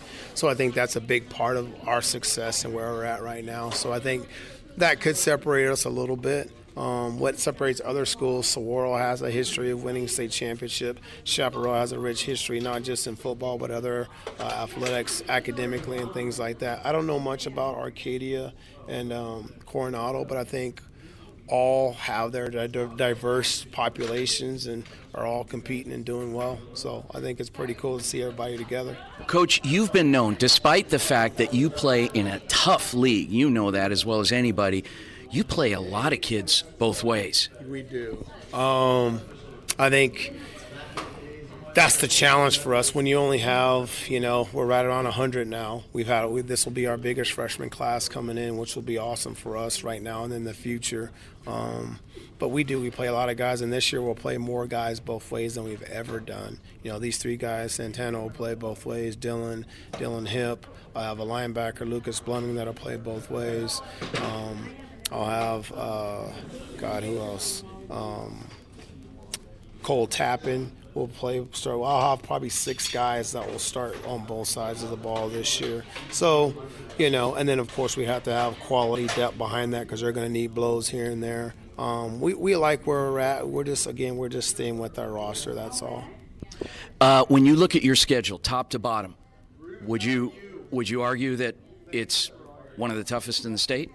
It's easily the toughest in the state in 5A. There's no section anywhere like ours. I mean, besides us, the other 5 teams have all won state championships at one time in their history. You know, Higley last year, LA North last year at 4A, Horizon 2 years ago. Who else is in that? Then you have Cactus Shadow, who won it back in the day as well. So I think it's a very challenging schedule. Notre Dame has been a state champion. They're always tough and competitive. I think their coaching staff does a phenomenal job with the kids that they have. So there can't possibly be a better group of teams in 5A football than the one we're playing in. I think it's pretty stiff. And then you got to look at our non-conference schedule. Chaparral's a 6A team. They're talented. Caxas was a state runner-up and open team 2 years ago. And then we're playing, Sunrise Mountain, who was a champion a couple years back, and Campo Verde, who's always tough. So we got our work cut out for us, for sure. So it's going to be a challenge. We'll see. We're looking forward to it. But, yeah, I think it's going to be every week it's going to be like it's a playoff game for us. Welcome back to the Varsity Sports Show, AM 1060, KDUS, Arizona. Vince DeLisio out at Angry Crab Shack in Tempe, host site of today's Tempe Media Day for football. All the Tempe high school football teams will be here in the matter of the next half hour. They're going to start showing up, and the event starts at 11. So come on out, grab a meal, meet a bunch of great young people and coaches, leaders of young people, and it should be a lot of fun. And then my old buddy, General Manager Dave Kaiser, who showed up at 7 this morning to open for me after probably being here pretty late last night. So I'm very appreciative for this partnership with the Varsity Sports Show. I want to talk we've got a minute or two, but want to talk about a couple of our other valuable team members that we are going to be losing today. Brendan Sodell came to us. He was a writer. Never necessarily put on a headset and done pre-recorded content or live content for that matter, and just blossomed. He co-hosted a few shows with us this summer, and you've heard his reporting. Did a great job. Brendan, thank you so much. Brendan's going to be graduating. He actually walked in May, and he is literally done. He gets his degree. This was his last course. We established a partnership with Texas Southern University in the last year. Dr. Clyde Duncan, who runs the internship program for them, sent us Kelsey Raggette, talented young journalist. Kelsey has a bright future. She's going to be graduating and moving on, and you'll be seeing a lot of her.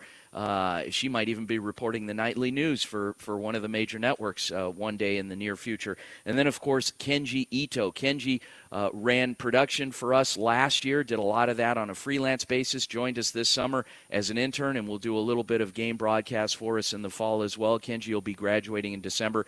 He spent his summer in Orange County and did a Southern California report for us and co-hosted the show a few times from there. So, Kenji, great job. Thank you for all of your work.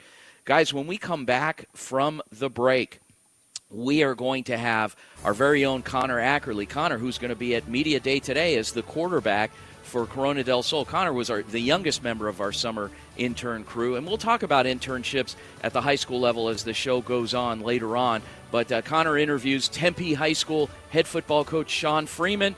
Stick around for that, guys, and then my brief visit with Saguaro coach Zach Hill, brand new head coach for the SaberCats. And then the rest of the show. Guys, don't go anywhere. Thanks again for joining us. Come on out to Angry Crab Shack in Tempe. Come and say hi and be on with us. Or just order some food. There's a lot of great food here. Anyway, we'll be back after the break. Don't go anywhere.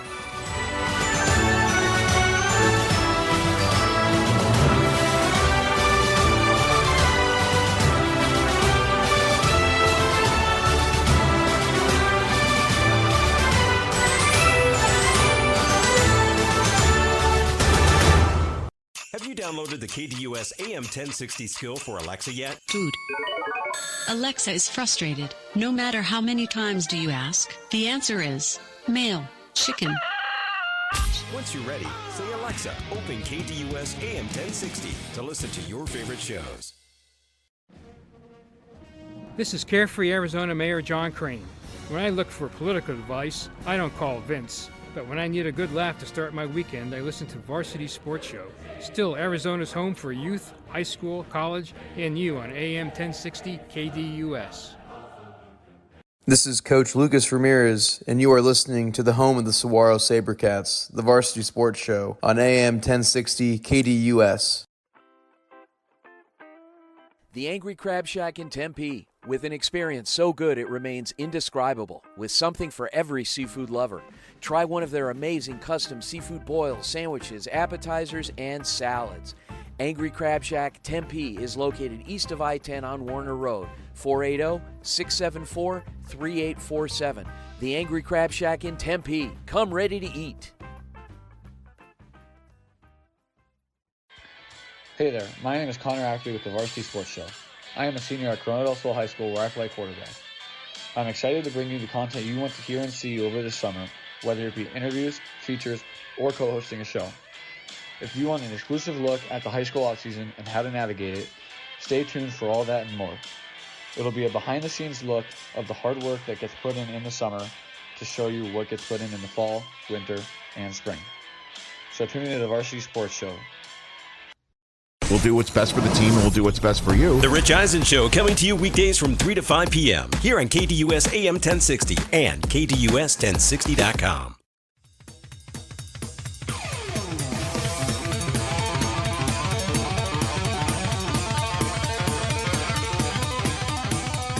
Hi, I'm Connor Ackerley with the Varsity Sports Show. I'm here with Tempe High head football coach, Coach Sean Freeman. How are you doing today, Coach? Doing good, my man. How are you?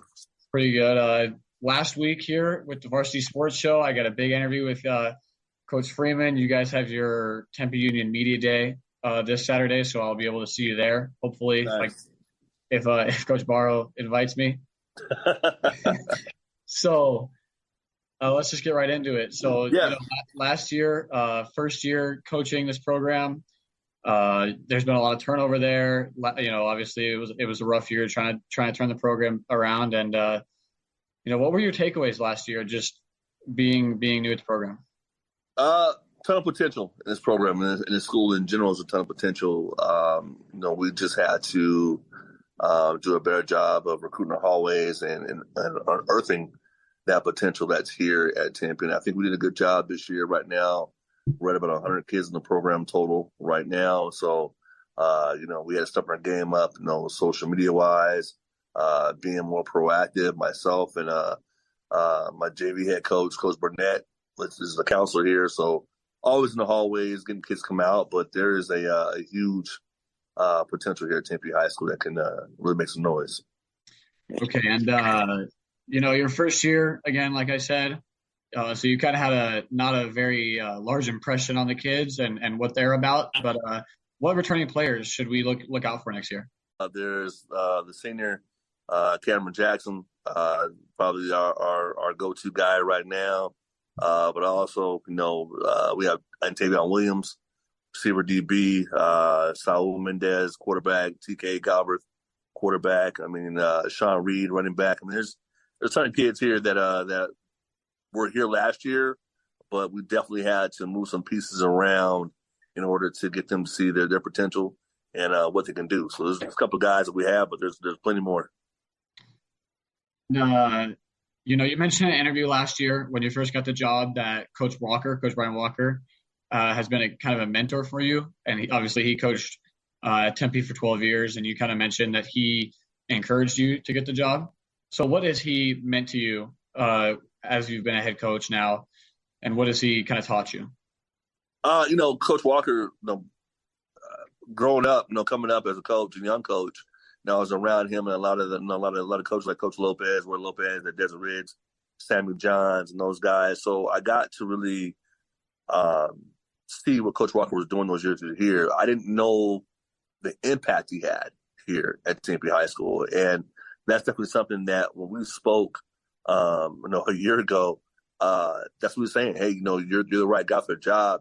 You're going to impact it not only just on the field, but in the classroom as well too. And I see that now being a teacher here as well too, just the overall impact of the whole entire school. From the kids that I taught last year to the kids this year, it's definitely something in this community that you take pride in. You want to build the program up, and you want to make this thing a competitor once again, but you're also a pillar in the community. And it's very important that I get myself out there in the community and and put my hands in the soil and help people build up around Tempe High and the community as well too. So that's definitely something that I appreciate from Coach Walker and what he did while he was here.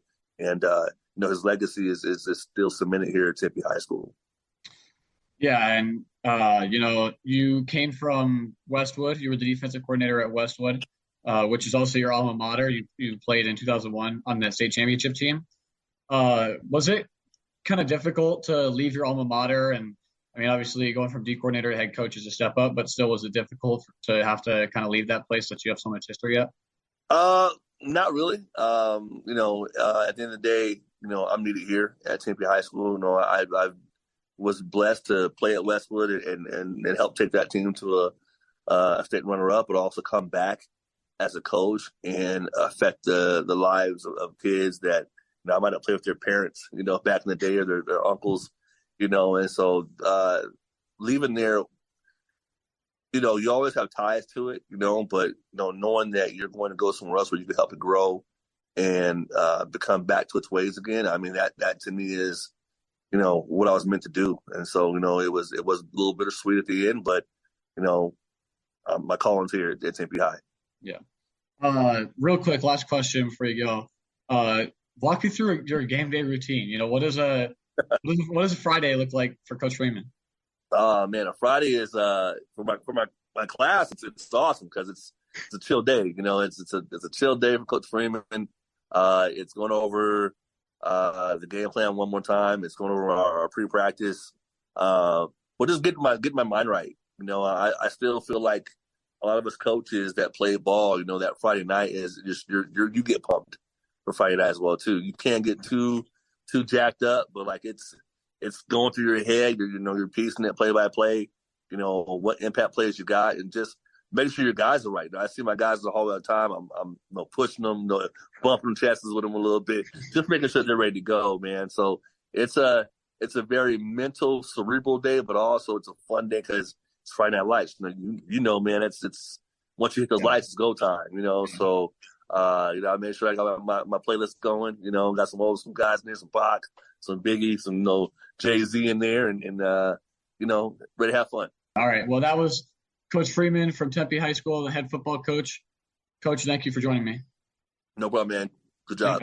For more, I'm Connor Ackerley on the Varsity Sports Show. Thank you for listening. Hi, I'm Connor Ackerley with the Varsity Sports Show, and this is our last episode of this little internship that I've been doing.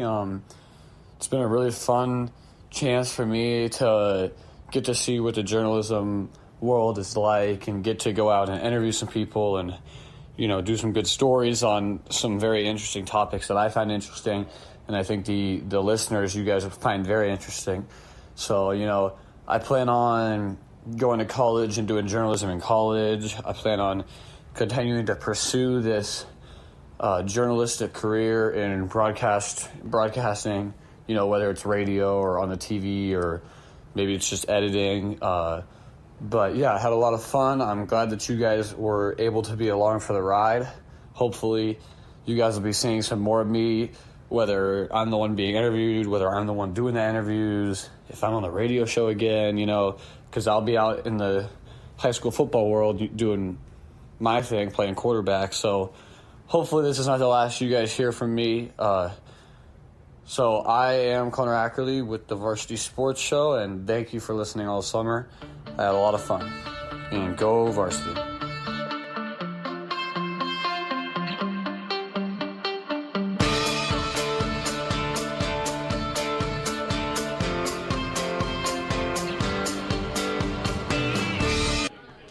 Here with Saguaro SaberCats coach Zach Hill. Coach Hill, out at the Media Day event, you see obviously all the Scottsdale programs here. What separates Saguaro and from the pack, and what are some similarities you think with these other programs?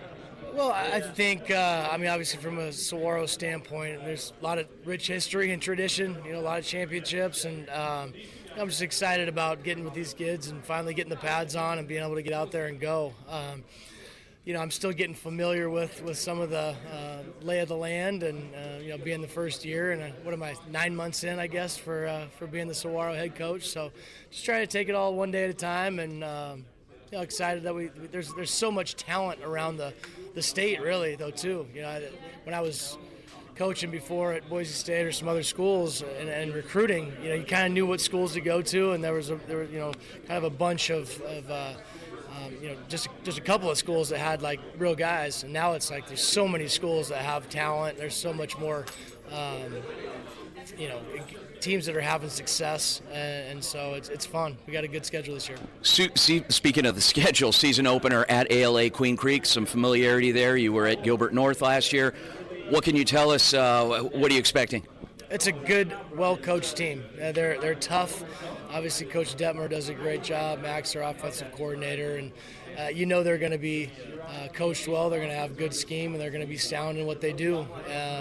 And so it'll be a good battle for us. It'll be a good test, and I'm excited to get into finally a Friday night game and let our guys loose.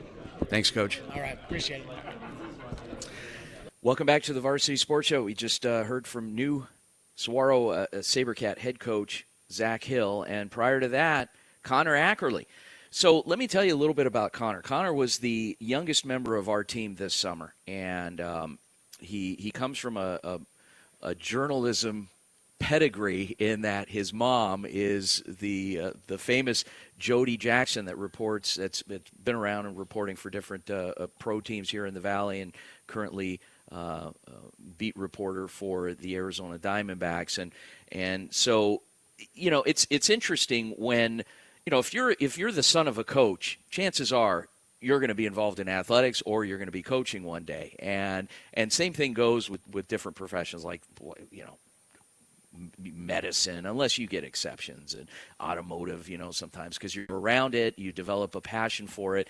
And Connor, great young man, very serious. And when you play quarterback, you're obviously a leader for your team. And he's not a very outspoken person, but you put a microphone on him and something he's passionate about, and he can talk about it for a long time. And we actually had to try and encourage you to kind of develop some interests in different areas. We had him reporting because he's such a big Diamondbacks fan, and he was doing a Diamondbacks report about every week, and very knowledgeable. But as a journalist, you're a storyteller, and so you have to develop that craft and continue to report on things that not only are you passionate about, but things maybe that might come across as a little boring, and try to make it exciting to the listener or interesting to the listener. And Connor answered the call. He did a great job this summer.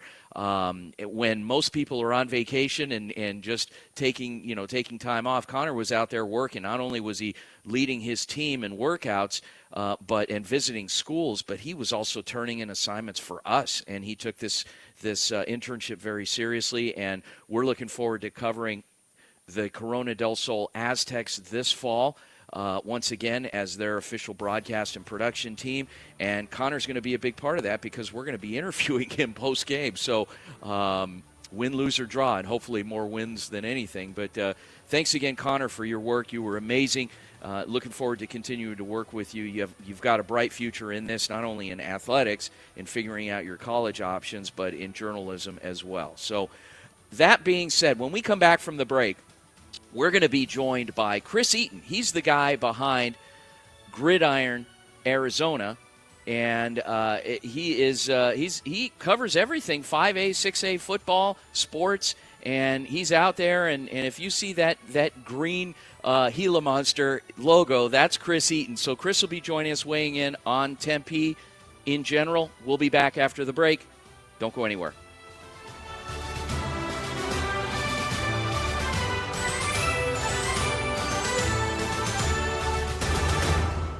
James Out West brings NFL, NBA, MLB, and local sports talk to you Monday night starting at 7 on KDUS AM 1060 and the KDUS 1060 app.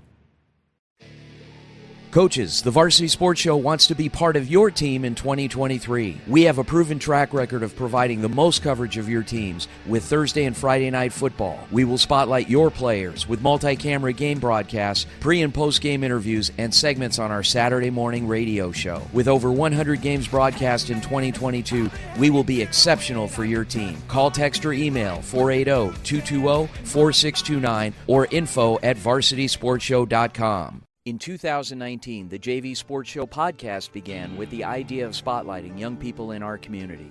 In time, that podcast evolved into radio, television, and live stream, and through that evolution, new ideas have enhanced delivery, giving a stage to students both in front of and behind the microphone in Arizona and beyond. Thank you for supporting the Varsity Sports Show, now the Varsity Media Foundation, a 501c3 educational organization. Hi, my name is Michael Beal from Costa Mesa, California, and I'm the only person other than Vince that got the honor of wearing his high school letterman jacket. And you're listening to the Varsity Sports Show on AM 1060 KDUS, Arizona. Carving out time in your afternoon for the Doug Gottlieb Show right here on KDUS AM 1060, 100.7 HD2, and KDUS1060.com. Weekdays from 1 to 3 p.m.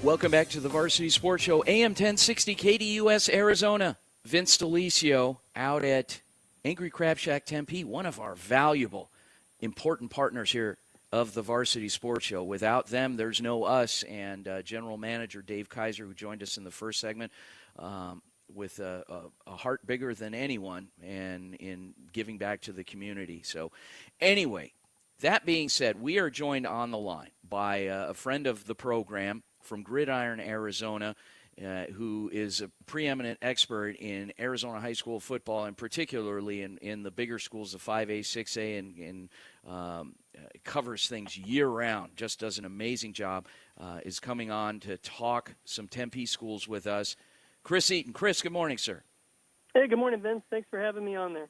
Oh, pleasure. Thank you for joining us. So we've got a few minutes here, and what I want to do is we probably have, 7, 8 minutes, and in that time, I want to go alphabetical. I don't want to show any favoritism toward anybody because then people will get mad or whatever. And so let's talk Tempe schools, starting with Corona del Sol. And last year had a successful season, regular season.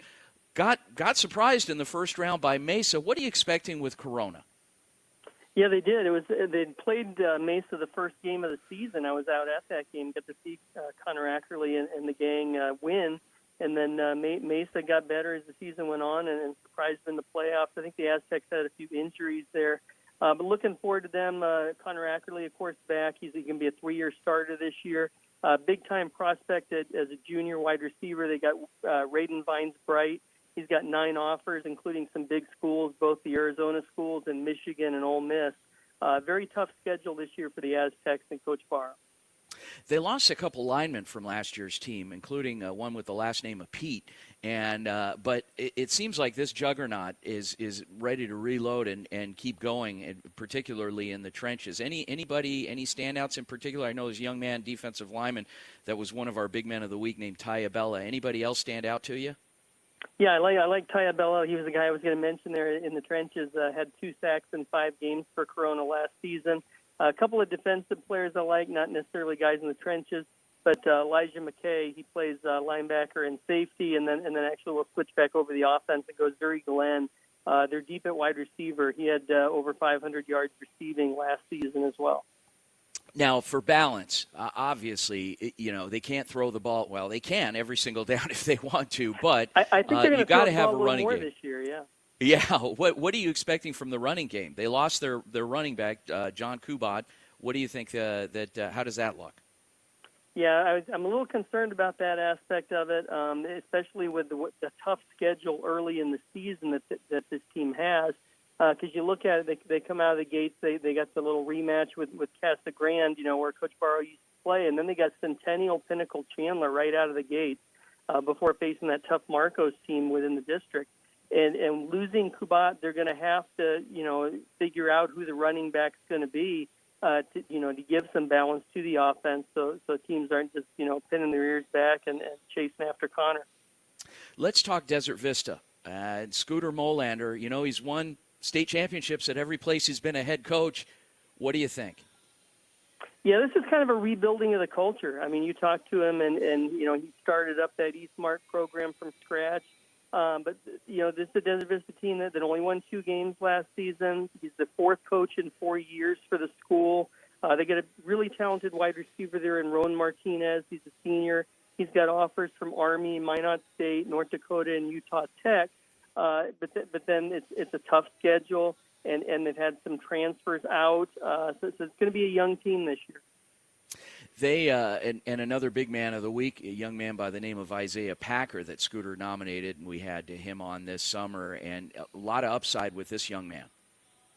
Yeah, I like what he's doing. Then also on defense, Stuart Gibson. He's a defensive back, played extensively last season, had over 50 tackles for him. And then a safety, Maddox Wolstenhume. He had a couple of sacks last season in limited playing time, and also a very good student, has a 3.8 GPA. Molander returning to the Tempe Union. In his playing days, he was at Corona del Sol. It's interesting. Now we see these are not all 6A programs. I mean, we've got 6A, we got 5A, we got 3A. Let's go to 5A and McClintock, the Chargers. Coach Micah Fell. Mm-hmm. Of course, Micah Fell, he used to coach over at Mountain View. He's in his second season with the Chargers. Yeah, and in terms of what he's building there, and it's more, McClintock has gone through a transformation because in the 80s were their big heyday. They were basically a pipeline to ASU, being right down the street, and earlier than that, and of course former quarterback Rick Neuheisel and Anthony Parker and anybody with the last name Coulter went there, and and then they hit a bit of a lull. And then they came back, had a resurgence, and now where would you say they are? They're a team that needs to get back on the up. Their last playoff appearance was in 2019. They're in a very difficult region in 5A, in the Santan region. It's a region that's got Sunny Slope in there. It's got Campo Verde in there. It's got Gilbert in there. It's got a few teams that made the playoffs. But coming out of the gates, there's a few games that I think they can win early in the season and get their confidence going. They open up against Maricopa, who was winless last year. They got Trevor Brown and South Mountain on the early season schedule. They could be 3-1 heading down to Cienega to play a Thursday night game in Week 5. But it starts in the offensive line, and they're a team that liked to run the ball last season. I think they're going to try to establish that again, even though they do return Julius Fuentes at quarterback, who shared snaps with a senior last year. Their top 2 running backs graduated, so it's going to be a kind of a finding the right guys that run the kind of offense that they want to run. And then, of course, it starts with the offensive line. And then, as he mentioned in the interview with one of your interns here, it's about keeping the players eligible over there at McClintock. Yeah, coming off a 3-7 season, definitely be interesting. It'd be interesting to see how they fare in that opening game at Maricopa, so should make for an interesting year for Coach Fell. So let's transition. Let's go to 4A now and talk a little Marcos de Niza. Marcos coming off a 9-2 season, and what do you expect with Coach Figueroa and staff? Yeah, it was definitely the start of building something last year with that great season they had. It was the best they'd had in the 3 years that he'd been there, and they return a 3-year starter in Brayson Leon, and they return their running back, Lorenzo Alexander, who had a couple of 100-yard rushing games last season. They're in a new region this year, the 4A East Sky region, but they did win their region last year. And if they can get the replacements at wide receiver, because their top 4 receivers all graduated, they can be a dark horse candidate in 4A in the playoffs. Okay, back to 6A, Mountain Pointe, Coach Eric Lauer and their program. This is a team, of course, that has playoff experience, made it last year. They're going to be interesting to see in the second half of the year because they got some transfers coming in, including Robert Knorr at quarterback, Rylan Dillard Allen at safety, and Jalen Coulter at linebacker that come from 3 different schools. It's embracing the chase, as Coach Lauer mentioned. And then, of course, they got Christian Clark, who's going to be the mainstay there. The Texas commit at running back scored 16 touchdowns last season. And it's not all just him. They also return Randall Parker, and the 2 of them were part of a 3-headed backfield running the ball last season. Yeah, this is one that's pretty interesting to me. And in our final minute with you, Chris, 3A Tempe, the Buffaloes coach Sean Freeman. A lot of optimism for Tempe, and they've been kind of stuck in a tough spot because they're in downtown Tempe. They're a stone's throw from a lot of the other schools and down the street from South Mountain. So what's your take on Tempe? Yeah, you talked about McClintock, how they used to be a powerhouse. Tempe was kind of in the same boat, and it's kind of the same way with the older neighborhoods, where there isn't the construction of people moving in. But it was encouraging for him to say that he is getting more kids overall in the program and that there is potential over there for Sean Freeman's team. They have dropped down to 3A after just a one-win season last year. Their last playoff appearance was in 2019. So they're rebuilding still. Can they make a positive step in 3A, or do they need to do what a few other schools have done and take another step down to 2A to rebuild the program? One guy to watch for this season, though, is Cameron Jackson, wide receiver and defensive end. He's their go-to guy. Had a couple of touchdowns, and then he also gets to the quarterback, had over 50 tackles and 6 sacks. Wow. Well, there you have it. Chris Eaton, the expert in Arizona high school football, and he's with Gridiron Arizona. You can find him at Twitter, Gridiron Arizona. Thanks again, Chris. Look forward to circling back with you. We'll compare some notes about midseason. All right, thanks, Vince. And one last shout-out to your summer interns. Congratulations to them, and best of luck as they return to school. Thank you very much, Chris. Another one that does it for all the right reasons for young people. So very selfless and humble, but puts himself out there. Guys, this has been an incredible show. And once again, I want to thank our 6 summer interns, our broadcast team from the Cronkite School of Journalism, Austin Hepola, Brendan Sodell, Kenji Ito from University of Arizona, Brooke Earley from Texas Southern University, Kelsey Raggette, and then from Corona del Sol High School, Connor Ackerley. You guys were amazing. This week, we welcome our new team. Wait till you get this. We're gonna blow it out of the water this year. You guys still, you other media members that are listening to our show, I know you're out there. I know you're listening. Don't hide. You guys better be on your toes because we are bringing in an incredible crew, a lot of talent.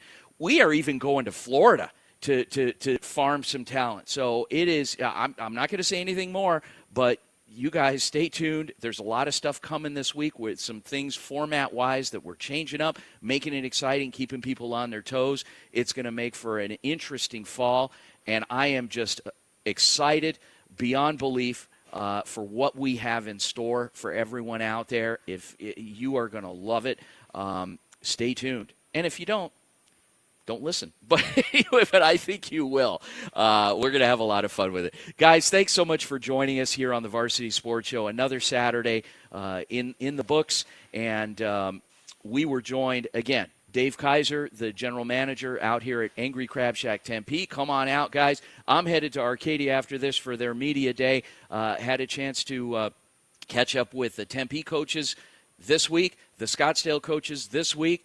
And Agua Fria's got another media day this afternoon at 1 p.m., so head out there. No matter what part of the valley you're in, guys, there's a lot of good stuff going on, and just check it out. Check out our Twitter, @VarsityShow. All of our content gets archived there after it runs live. We've got a lot of great programming. We ran over 100 high school games last fall alone, and so we are not slowing down this year. Got some surprises up our sleeves in coming weeks. You guys are going to love it. I know you will, and I am just very excited to be a part of it. Guys, thanks again for joining us here on the Varsity Sports Show. Vince DeLisio joined live here out at Angry Crab Shack Tempe. Thanks to the best producer in the business, or one of them, in Cory Walsh. Thanks, Cory, for all your hard work. And, guys, again, stay tuned. A lot coming. Go to our Twitter, @VarsityShow. Again, @VarsityShow, or X. I don't know. Anyway, guys, have a great Saturday. Have a great weekend. Thanks again for tuning in. Thanks for making us a part of your day and for allowing us to do what we do so that we can spotlight you. Have a great weekend, everyone. We'll see you next week. Vince DeLisio, out.